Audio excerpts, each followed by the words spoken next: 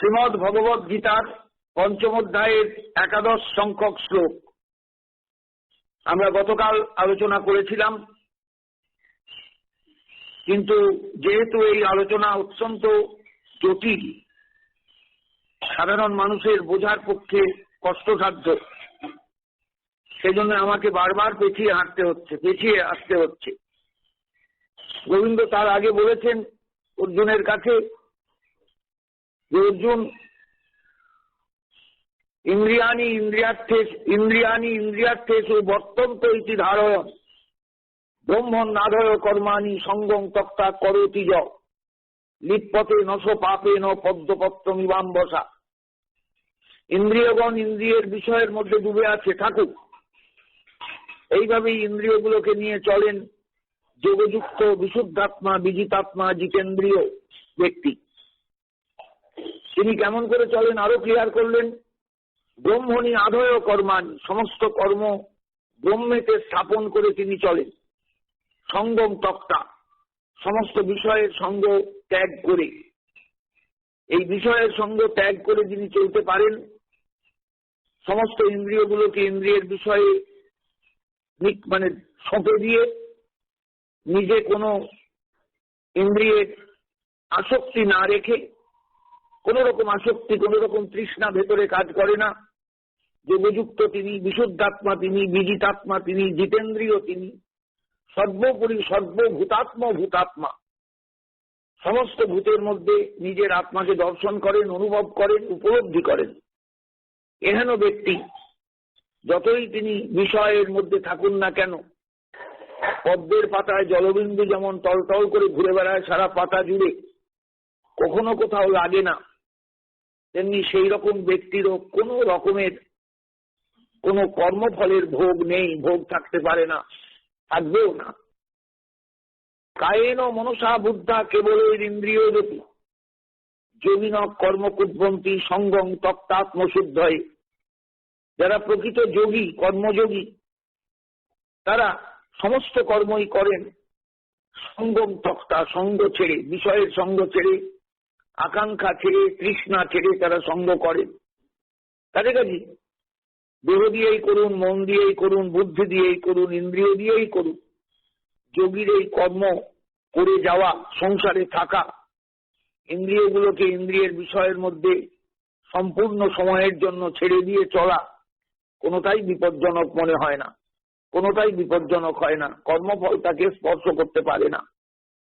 বিষয়টা প্রত্যেকে বুঝবার চেষ্টা করবেন। ব্রহ্মে কর্মস্থাপন, ব্রহ্মই চিনি না, তার কর্মস্থাপন কি করে সম্ভব? বিষয়টা বুঝবার চেষ্টা করবেন প্রত্যেকে। আমি বারবার বলছি, খুব কঠিন জায়গা। ব্রহ্মণি আধয়, অর্থাৎ ব্রহ্মে কর্মস্থাপন বা নিক্ষেপ করে। ব্রহ্ম বলতে অক্ষর, নিষ্ক্রিয় পুরুষ বোঝায়, তাতে আবার কর্মস্থাপন কেমন করে সম্ভব? কর্ম করেন প্রকৃতি, বদ্ধ জীবে মনে করে কর্ম করি আমি, এই অহংকর্তা, অহংবোধ, এই অভিমান থাকাতেই নানা সংকল্প ওঠে, সংকল্প এসে যায়। এটাই হলো পাপ পুণ্য সুখ দুঃখের মূল, অহংবোধ, অহংবোধ, অহংবোধ।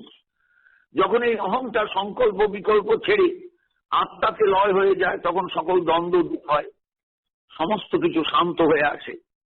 দেহ থাকতে প্রকৃতির কর্ম চলবেই, কিন্তু সেই কর্মে কোনো বিক্ষেপ উপস্থিত হবে না। কর্ম উঠবে, কর্ম লয় পাবে, কিন্তু কোনো সংস্কার রাখবে না। এটাই ব্রহ্মজ্ঞানে অবস্থিত পুরুষের কর্ম, মুক্ত পুরুষের কর্ম। অজ্ঞানীর কর্ম স্থাপিত হয় অহংয়ের ওপর, আর জ্ঞানীর অহং অভিমান না থাকাতে তার কর্ম স্থাপিত হয় ব্রহ্মের ওপর, কেননা তিনি ব্রহ্মভূত, তিনি ব্রহ্মভূত সর্বদা। সুতরাং তার কর্ম ব্রহ্মে প্রতিষ্ঠিত। এটা সবসময় ধারণায় রাখতে হবে, চিন্তায় রাখতে হবে, চেতনায় রাখতে হবে। গীতার 3য় অধ্যায়ের 30 নম্বর শ্লোকে বলা আছে, মহি সর্বাণী কর্মাণি সন্ন্যস্য অধ্যাত্ম চেতসা। বিষয়টা মনে করে দেখুন, দরকার হলে গীতা উল্টিয়ে 3য় অধ্যায়ের 30 সংখ্যক শ্লোকটা দেখে নিন। অধ্যাত্ম চিত্ত দ্বারা আমাতে সমস্ত কর্ম অর্পণ করে যুদ্ধ করো অর্জুন। এখানে মহি অর্থাৎ আমাতে বলতে বোঝায় পুরুষোত্তমে, সর্বভূত মহেশ্বরে। এই পুরুষোত্তম ও ব্রহ্ম ঠিক এক কথা নয়। পুরুষোত্তমে সগুণ নির্গুণ দুটো ভাবই আছে, অক্ষর ব্রহ্ম ঠিক এক কথা ভাবই আছে। অক্ষর ব্রহ্ম পুরুষোত্তমে নির্গুণ বিভাগ। পুরুষোত্তমে কর্ম অর্পণই কর্মযোগের উদ্দেশ্য। তা করতে হলে অধ্যাত্ম চেতা হতে হয়, অর্থাৎ অহংটাকে আত্মাতে লয় করতে হয়। এইভাবে অহং বুদ্ধি ত্যাগ করলে যে কর্ম হয় সেই কর্মেই ব্রহ্মে স্থাপিত কর্ম। সুতরাং ব্রহ্মে কর্ম স্থাপন আর ঈশ্বরে কর্ম সমর্পণের সহায়ক, দুটোই এক কথা। ব্রহ্মে যে কর্মস্থাপন আর ঈশ্বরে যে কর্ম সমর্পণ, বিষয় দুটো একই, আবার দুটো ঠিক একও নয়। কেননা ব্রহ্মে কর্মস্থাপন করতে গেলে মানুষকে অনেক অনেক অনেক চিন্তা নিয়ে করতে হবে। কারণ ব্রহ্ম তো সামনে কিছু নেই, সর্বভূতে তিনি আছেন, সর্বত্র তিনি আছেন। আর ঈশ্বর আমার ঘরের ঠাকুর, সেই ঠাকুরের চরণে সমর্পণ করা একটা অন্য ভাব। কারণ চেতনাটা তখন অন্যরকম নিয়ে চলতে হয়। এটা পরে পুরুষোত্তম তত্ত্ব নির্ণয়ে বুঝতে পারবেন আরো ভালো করে। এটাই আমার বক্তব্য। অন্তত পঞ্চদশ অধ্যায় পর্যন্ত আমাদের অপেক্ষা করতে হবে এই জায়গাটা বুঝতে। গীতার পঞ্চদশ অধ্যায়ে 18 সংখ্যক যে শ্লোক, সেখানে ভগবান এটাকে ক্লিয়ার করে দিয়েছেন। আমি জানি যারা শুনছেন তারা সবাই যে ঠিক ঠিক অনুভব করতে পারবেন, অনুধাবন করতে পারবেন তা নয়, তবে কিছুটা ধারণা নিয়ে চলা একান্ত দরকার। ব্রহ্মণি আধয় কর্মাণি সঙ্গম তক্তা করোতি য লিপ্পতে নশ পাপে ন পদ্মপত্র বিভাম্বসা। অর্জুন বারবার চিন্তা করছেন তো, আমার পাপ হবে, আমার পাপ হবে, আমার পাপ হবে। গোবিন্দ পরিষ্কার করে দিলেন, কখনো পাপ হবে না যদি তুমি সমস্ত কর্ম ঈশ্বরে সমর্পণ করে অথবা ব্রহ্মেতে সমর্পণ করে স্থাপন করে যদি চলতে পারো। কায়েন মনসা বুদ্ধা কেবল ইন্দ্রিয়রূপী যোগিন কর্ম কুর্বন্তি সঙ্গম তক্তাত্ম শুদ্ধয়। আরো পরিষ্কার করে বলে দিলেন, দেহ দিয়েই করো, মন দিয়েই করো, বুদ্ধি দিয়েই করো, ইন্দ্রিয় দিয়েই করো। যারা প্রকৃত যোগী, যারা প্রকৃত সাধক, যারা প্রকৃত কর্মযোগী, যারা প্রকৃত কর্ম সন্ন্যাসী, তারা কর্ম করেন সঙ্গ ছেড়ে দিয়ে শুধুমাত্র আত্মশুদ্ধির জন্য। কারণ আমাদের জীবনে আত্মশোধনের অবকাশ খুব কম আসে। আমরা দেহটাকে শোধন করি স্নান করে, ভালো জলে স্নান করে, দুধ বা ধান দুধ বা দেওয়া জলে স্নান করে, সর্বৌষধি মেশানো জলে স্নান করে, এটা দেহ শুদ্ধি। কিন্তু ভেতরের আত্মা শুদ্ধ হবেন কেমন করে? এটাই বড় জানার এবং বোঝার বিষয়। যুক্ত কর্মফলং তক্তা শান্তি মাপনতি নৈষ্ঠিকী। এই প্রকৃত আত্মসাধক, আত্মানুভবী, আত্মাকে যিনি শুদ্ধ করে তুলতে পেরেছেন ধীরে ধীরে, দেহ শুদ্ধির সঙ্গে সঙ্গে চিন্তা করেছেন আত্মশুদ্ধির কথা, যিনি যোগযুক্ত হয়ে সংসারে আছেন, অহংবোধকে ত্যাগ করতে পেরেছেন, সেই যোগী কর্মফল ত্যাগ করে শান্তি লাভ করেন। এবং সেই শান্তিটা নৈষ্ঠিকী শান্তি, যথার্থ শান্তি, ব্রহ্মনিষ্ঠা থেকে উৎপন্ন স্থিরা শান্তি, ব্রহ্মনিষ্ঠা বা ঈশ্বর নিষ্ঠা থেকে উৎপন্ন স্থিরা শান্তি।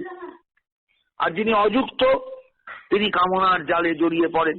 তিনি তো যোগী নন, তিনি যোগী হতে চেষ্টাও করেননি, যোগী হতে পারেননি।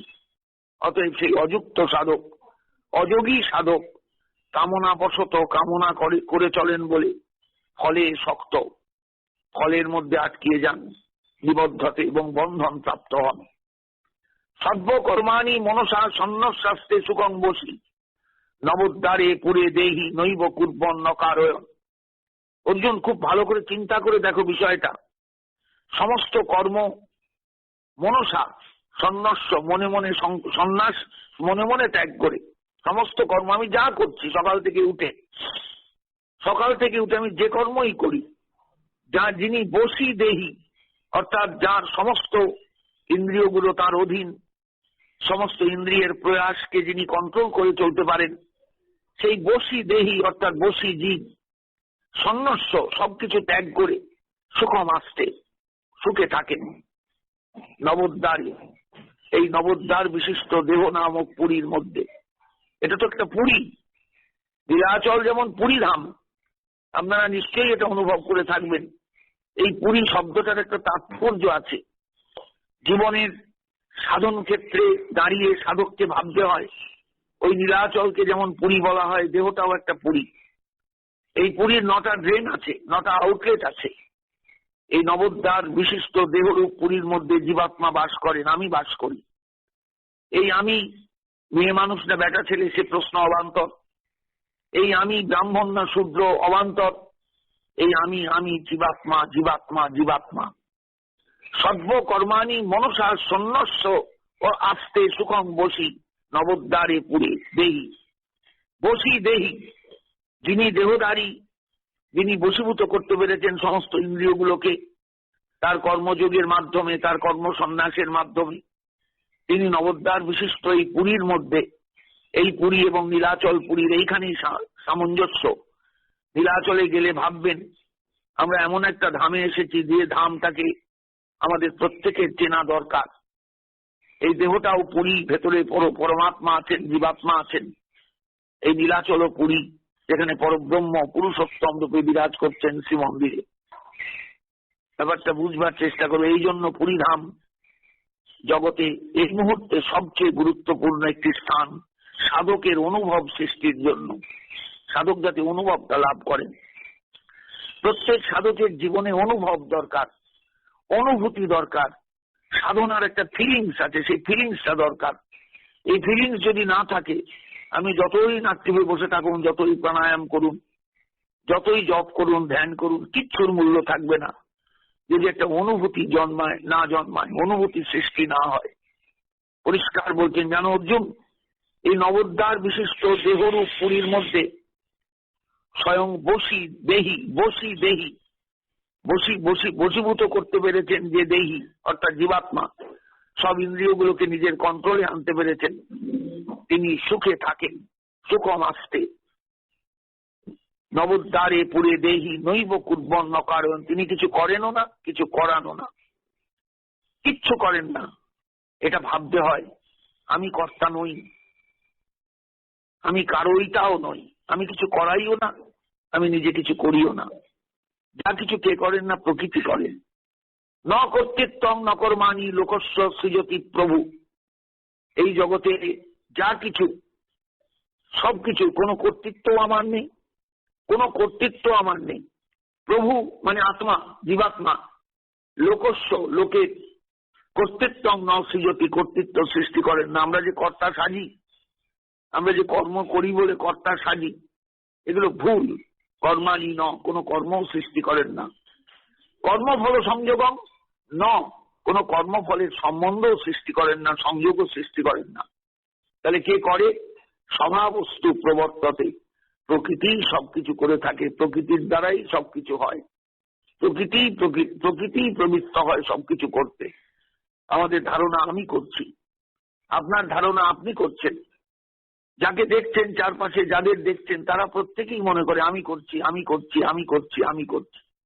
কিন্তু না না না, ন কর্তৃত্ব ন কর্মাণি, কোন কর্তৃত্ব নিয়েও আমি চলি না, কোনো কর্মও আমার নেই। ন কর্ম ফল সংযোগম, কর্মফলের সঙ্গে কোনো আমার সংযোগ নেই। যা তাহলে এত কিছু হয় কি করে? না স্বভাবস্তু প্রবর্ততে, স্বভাবই সবকিছুর মূল। এই স্বভাব মানে প্রকৃতি। গীতার 3য় অধ্যায়ের 27 সংখ্যক শ্লোকে, 33 সংখ্যক শ্লোকে একটু দেখে আসবেন সবাই, দেখবেন সেখানেও সেই স্বভাবের কথা বলেছেন। জীবের কর্তৃত্ব, কর্ম এবং কর্মফল প্রকৃতির প্রবর্তনাতেই সবকিছু হয়। পুরুষ বা জীব চৈতন্য অকর্তা, প্রকৃতি কিন্তু সবকিছু করে। পুরুষ ও প্রকৃতির সংযোগ বশত পুরুষের ধর্ম প্রকৃতিতে এবং প্রকৃতির ধর্ম পুরুষে উপচলিত হয়। এজন্য অচেতন হলেও প্রকৃতিকে চেতন বলে মনে হয় এবং আত্মা অকর্তা হলেও তাকে কর্তা বলে মনে হয়। পঙ্গু চলতে পারে না, যে খোঁড়া সে কখনো চলতে পারে না, দেখবেন। অন্ধ দেখতে পায় না, যে অন্ধ সেও কিন্তু দেখতে পায় না। কিন্তু অন্ধ চলতে পারে, পঙ্গু চলতে পারে না। কিন্তু উভয় নিকটবর্তী হলে পঙ্গু অন্ধের কাঁধে আরোহণ করে, তখন উভয়েরই সংযোগে গমন কর্ম সম্পাদিত হয়। পুরুষ প্রকৃতি সংযোগে সৃষ্টিকর্মটাও এইভাবে চলে। পঙ্গু অন্ধবৎ উভয়েরূপী সংযোগ তৎকৃত স্বর্গ। এটা সাংখ্যকারিকার সূত্র। পঙ্গু এবং অন্ধের মতন দুজনার যে সংযোগ, পঙ্গু অন্ধের সঙ্গে মিলিত হলো। অন্ধ চলতে পারে, পঙ্গু চলতে পারে না। পঙ্গু অন্ধের ঘাড়ে গিয়ে উঠলো। এইবার পঙ্গু চলতে আরম্ভ করলো, অন্ধ চলতে আরম্ভ করলো। পঙ্গু চলতে পারে না তাই ঘাড়ে উঠেছে, অন্ধ দেখতে পায় না তাই পঙ্গুকে সে ঘাড়ে নিয়েছে। এইবার অন্ধ ঘাড়ে চড়ে বললো, এই পথে চলো, এই পথে চলো। দুজনেই চলতে লাগলো। এই জন্য সাংখ্যকারিকায় সূত্রে বলছেন, পঙ্গু অন্ধবৎ উভয়েরূপী সংযোগ তৎকৃত স্বর্গ। এই প্রকৃতি এবং পুরুষের এইভাবেই সংযোগ হয় এবং সৃষ্টিটাও এইভাবে চলে। এই হলো সাংখ্য দর্শনের কথা। না দত্তে কস্যচিৎ পাপম ন চৈব সুকৃতং বিভু। না দত্তে কস্যচিৎ পাপম, এই বিভু সর্বব্যাপী আত্মা যিনি সকলের মধ্যে আছেন, কোন পাপ, কোন সুকৃতি, পাপ পুণ্য ন আদত্তে গ্রহণ করেন না। অজ্ঞানে নাবৃতং জ্ঞানং তেন মুচ্ছন্তি জন্তব। অজ্ঞানে জ্ঞান আবৃত থাকে, তাই জন্তু মানে সমস্ত প্রাণী মোহগ্রস্ত হয়ে চলে। আমরা সবাই সংসারে মোহগ্রস্ত হয়ে চলি। মনে করি আমরা করছি, মনে করি আমি করছি, কিন্তু কেউ কেউ আমরা যে এটা যে ভুল, এটা যে সঠিক নয়, একটু গভীর চিন্তা করলে সকলেই বুঝতে পারবেন আমরা কিচ্ছু করি না। আমাদের ভেতরে থেকে প্রকৃতি সবকিছু করেন, স্বভাবস্তু প্রবর্ততে। বিষয়টা কঠিন, বিষয়টা অত্যন্ত কঠিন, দর্শনের জটিল একটা জায়গা। গোবিন্দ এই দর্শনের জায়গাটা এনেছেন মানুষকে সন্ন্যাস তত্ত্ব বোঝাতে, সন্ন্যাস বোঝাতে। কে সন্ন্যাস নিচ্ছে? আমি। কে সবকিছু ত্যাগ করছে? আমি। এই আমিত্বকে যতক্ষণ না বর্জন করতে আমরা পারবো, আমিত্বকে যতক্ষণ পর্যন্ত না দূরে সরিয়ে রাখতে পারবো, আমরা প্রকৃত কর্মযোগীও হয়ে উঠবো না, কর্ম সন্ন্যাসীও হয়ে উঠতে পারবো না। অর্থাৎ আমাদের যা কিছু, যে কর্ম সন্ন্যাসী বলুন, কর্মযোগী বলুন, এগুলো বাহিরের ব্যাপার। অনুভবে কিন্তু আমরা এটাকে ঠিক বুঝে উঠতে পারি না। বোঝা সম্ভব নয়, বোঝানো সম্ভব নয়। বোঝা সম্ভব নয়, বোঝানো সম্ভব নয়। প্রত্যেক মানুষকে অনুভবের দ্বারা এটা বুঝতে হয় যে কিভাবে সন্ন্যাস হবে, ত্যাগটা কিভাবে হবে। আমি তো আগেও বলেছি, কাপড় চোপড়ে সন্ন্যাস কোনো মূল্যই নেই তার। মঠবাসী হয়ে সন্ন্যাসী, এটা কোনো মূল্যই নেই। গুহাবাসী হয়ে সন্ন্যাসী, এটার কোনো মূল্যই নেই। যদি ভেতরের সন্ন্যাস, প্রকৃত সন্ন্যাস না জাগে, অহং যদি না বিদূরিত হয়, অহং বোধ যদি না চলে যায়, আমরা কোনোদিন সেই সন্ন্যাসের রাস্তায় হাঁটতে পারবো না। এই জন্য গোবিন্দ বলছেন, না দত্তে কস্যচিৎ পাপং ন চৈব সুকৃতং বিভু। অজ্ঞানে নাবৃতং জ্ঞানং তেন মুচ্ছন্তি জন্তব।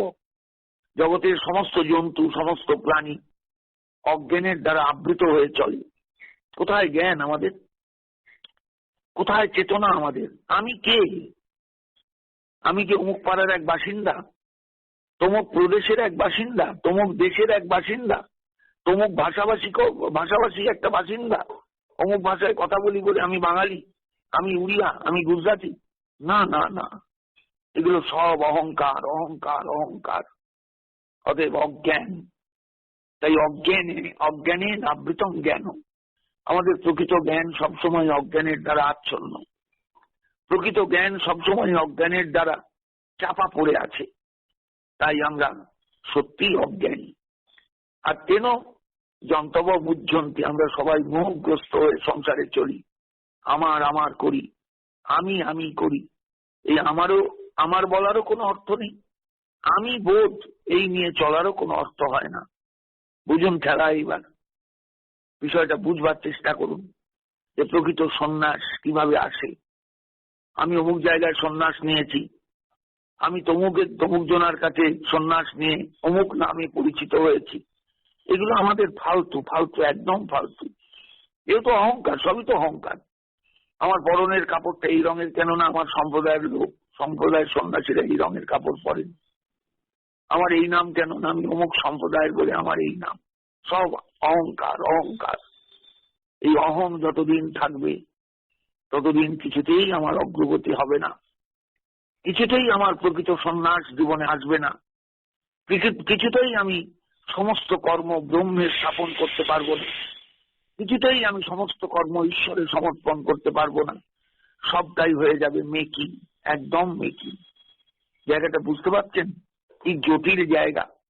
এই জন্য আমি এক লাইন এগুলি 5 লাইন পেছিয়ে যেতে হচ্ছে প্রতি মুহূর্তেই। যুক্ত কর্মফলং তক্তা শান্তি মাপনতি নৈষ্ঠিকী। গোবিন্দের কথাটা ভাবুন, তিনি প্রকৃত কর্মযোগী, প্রকৃত যুক্ত, প্রকৃত যোগী। তিনি কর্মফল ত্যাগ করে প্রকৃত শান্তি, নৈষ্ঠিকী শান্তি, যথাযথ শান্তি তিনি লাভ করেন। আর যিনি অযুক্ত, যিনি যোগী হতে পারেননি, চেষ্টা করেছেন এই মাত্র, কিন্তু আদৌ বুঝতেই পারেননি গীতার ভাষা, বুঝতেই পারেননি গীতার ছন্দ, বুঝতেই পারেননি গীতার উপদেশ, বুঝতেই পারেননি জ্ঞানযোগের পর সন্ন্যাস যোগ কেন এলো, বুঝতেই পারেননি কর্মযোগ কাকে বলে, বুঝতেই পারেননি কর্ম সন্ন্যাস কাকে বলে।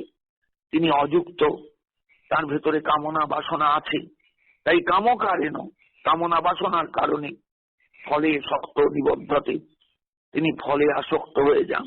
অর্জুন, এই জায়গাটা তোমার জীবনে এখন ভীষণ বোঝা প্রয়োজন। তুমি যুদ্ধ করতে গিয়ে বারবার হোঁচট খাচ্ছ কেন? তুমি ভাবছো আমার কর্মফল ভোগ করতে হবে, এবং সেটা খুব খারাপ কর্মফল।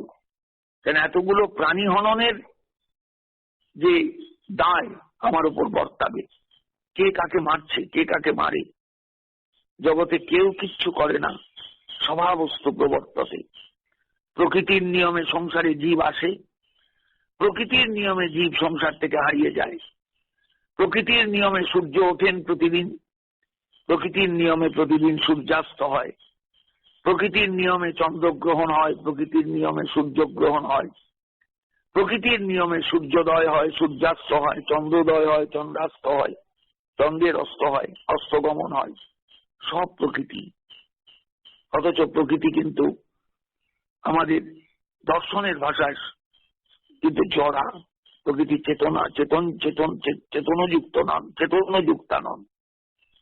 বিষয়টা বুঝবেন ভালো করে। গোবিন্দ কিভাবে বোঝাবার চেষ্টা করেছেন সন্ন্যাস যোগকে। তুমি যখন কর্ম সন্ন্যাসী হবে, তখন তোমার ভেতরে যেন কোন রকম কোনো মালিন্য না থাকে। আমি, আমার বোধ, আমার অহংকার, আমার ধারণা, আমার চেতনা, এগুলো যেন বোধ না থাকে। আমিটা কি? আমিটা তো শুদ্ধ জীবাত্মা। তাকে তুমি কর্মফলের দাদায় ফেলে তাকে জড়াচ্ছ কেন? কেন জড়াতে চাইছো? তুমি নিজে বলছো, ভাবছো আমার কর্মফল খারাপ হবে, আমি পাপভাগী হব। ভুল, ভুল, একদম ভুল। মনে রেখে দিও, কিচ্ছু কেউ করে না সংসারে, সব স্বভাবের দ্বারা চলে, স্বভাবস্তু প্রবর্ততে। এই স্বভাব বা প্রকৃতি, এই হলো সংসারের আসল। তুমিও কেউ নও, আমিও কেউ নই। আমরা সবাই প্রকৃতির নিয়মে সংসারে এসেছি, একত্রিত হয়েছি। প্রকৃতির নিয়মে বিচ্ছিন্ন হব, হারিয়ে যাব। ভাবতে পারবে জায়গাটা? আর যতক্ষণ আছি, নবদ্বারে পুরে দেহি নৈব কুদ্বন ন কারয়ন ন কর্তৃত্বম ন কর্মাণি লোকস্য সৃজতি প্রভু। ততক্ষণ এই আত্মা প্রভু, তিনি নবদ্বার বিশিষ্ট দেহরূপ পুরীর মধ্যে থেকে কিছু করানো না, কিছু করেনও না, কোনো কর্তৃত্ব নিয়েও চলেন না, কোনো কর্মের অধিকারীও তিনি নন, কর্মও করেন না। ভাবো দেখিনি এইবার নিজেকে, নিজের অবস্থান থেকে ভাবো। সন্ন্যাস কেমন করে তুমি নেবে, কিভাবে তুমি সন্ন্যাসী রূপে নিজেকে ভাববে? সব হারিয়ে ফেলো, সব ভুলে যাও, সমস্ত ভাবনা তুমি ত্যাগ করো অর্জুন, একদম শূন্যে দাঁড়িয়ে যাও। ন কর্ম ফল সংযোগম, তোমার কোনো কোনো কোনো কর্মফলের সংযোগ দেখবে তুমি পাবে না। কে করছে? তুমি যদি ভাবো আমি কেউ নই, আমি কর্মের কর্তা নই, এই কর্ম আমার নয়, তুমি যোদ্ধা বলে ভাবছো, তাই তোমার কর্মফলের বোধ এসেছে। তুমি ভেবো না নিজেকে। স্বভাবস্তু প্রবর্তত, এটা শুধু ভাবো। স্বভাবই সবকিছু করে, প্রকৃতি সবকিছু করে, এটা ভেবে নাও, দেখবে তুমি হারিয়ে যাবে সঙ্গে সঙ্গে। না দত্তে কস্যচিৎ পাপং ন চৈব সুকৃতং বিভু।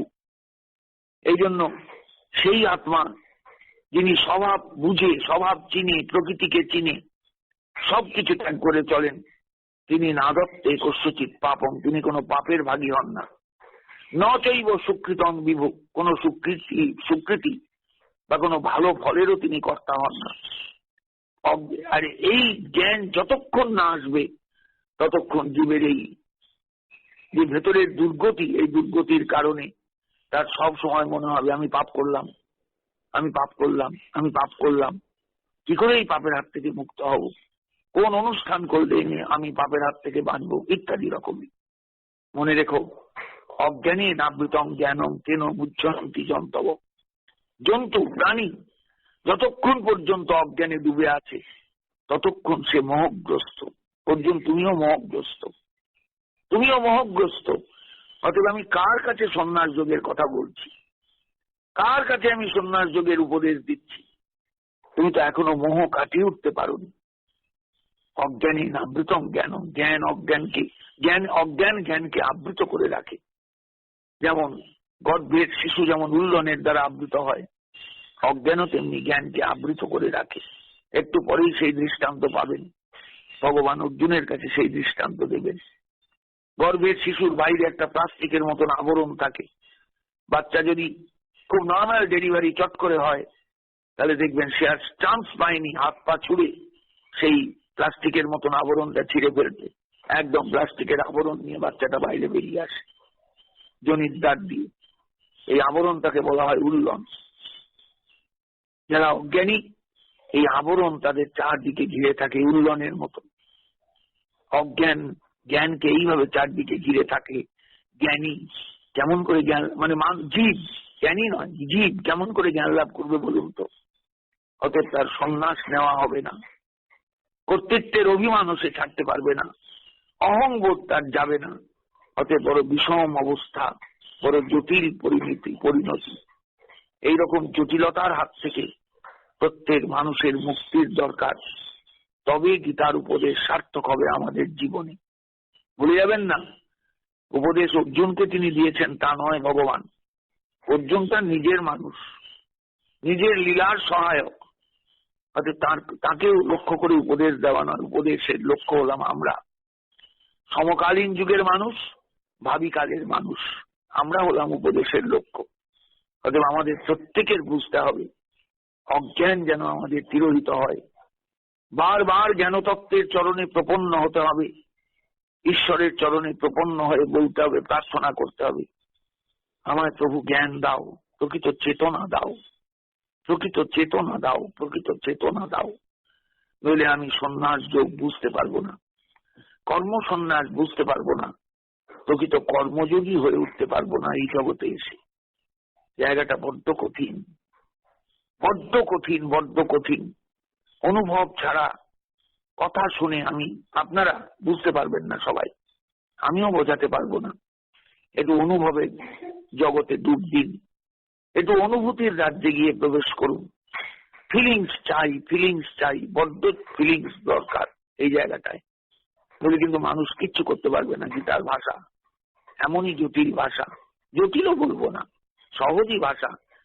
তিনি অনেকভাবে চেষ্টা করেছেন এই জগতের মানুষকে প্রকৃত শিক্ষিত করে তুলতে, প্রকৃত কর্মী করে তুলতে, প্রকৃত অনুভবী করে তুলতে। আমরা নিতে না পারলে, আমরা যে সাধারণ মানুষ, আমরা নিতে পারি না। তাই আপনাদের কাছে আমার নিবেদন, প্রতি মুহূর্তে গীতাকে একদিন পড়ে রেখে দেবেন না, একদম তাকে তুলে গীতাকে প্রতিনিয়ত স্মরণে রাখুন, প্রতিনিয়ত মননে রাখুন, প্রতিনিয়ত ভাবনায় রাখুন, প্রতিনিয়ত চেতনায় গীতাকে স্থাপন করুন। তবে গীতার আস্বাদন পাবেন, তবে গীতার মূল্য বুঝতে পারবেন, তবে গীতার সুখ কি, গীতার আলোচনায় সুখটা কোন জায়গায়, সেটা জীবনে অনুধাবন করতে হবে। এই অনুভবটুকু জীবনে দরকার, ভীষণ দরকার, ভীষণ দরকার। তবে তো আমরা প্রকৃত সার্থক হব জীবনে। নইলে অসার্থকতা আমাদের চারদিকে ঘিরে ধরবে, আমরা কোনোদিনই সার্থক হয়ে জগৎ থেকে বেরোতে পারবো না। সকলে আমার প্রণাম নেবেন, ভালোবাসা নেবেন, অভিবাদন নেবেন, আমাকে তো আশীর্বাদ করবেন। আমি এখানেই আজকের আলোচনা শেষ করলাম। আবার আমাকে আগামীকাল এই আলোচনাতেই আসতে হবে। কর্ম সন্ন্যাসের মধ্যে, সন্ন্যাস যুগের মধ্যে আমরা কি পেলাম, কি অনুভব আমাদের, কি অনুভব পেলে আমরা সার্থক হব জীবনে, আবার তার আলোচনায় আসতে হবে। কারণ বিষয়টা বা এই অধ্যায়টা বড্ড জটিল এবং কঠিন। মানুষ কিন্তু চট করে বুঝতে পারবে না। তাই আমাকে বারবার এগোতেও হবে, একটুখানি পেছুতে হবে, অনেকখানি আবার এগিয়ে যেতে হবে। এই এগোনো পেছনো এগোনো পেছনো এগোনো পেছনো করতে করতেই আমাকে গীতার এই টাফ টাফ জায়গাগুলো আমাকে পার হতে হবে। সকলের কাছে আমার করজোড়ে প্রণাম এবং আশীর্বাদ প্রার্থনা রইল, আপনারা একটু কৃপা করবেন। সত্যি মণ্ডলী, প্রত্যেকের ভেতরেই তো আত্মা আছেন, তিনি তো শুনছেন। হয়তো আপনারা সেই অসাধারণ তত্ত্বকে অনুভব করবার আগে আমার দিকে একটু কারুণ্যপূর্ণ দৃষ্টিতে তাকাবেন, যেন আমিও যেন তার কৃপায় আপনাদের হৃদয়ের কাছে যেন পৌঁছতে পারি। জয় নিতাই, জয় গৌরহরি, জয় শ্রীমদ্ ভগবদ্ গীতা।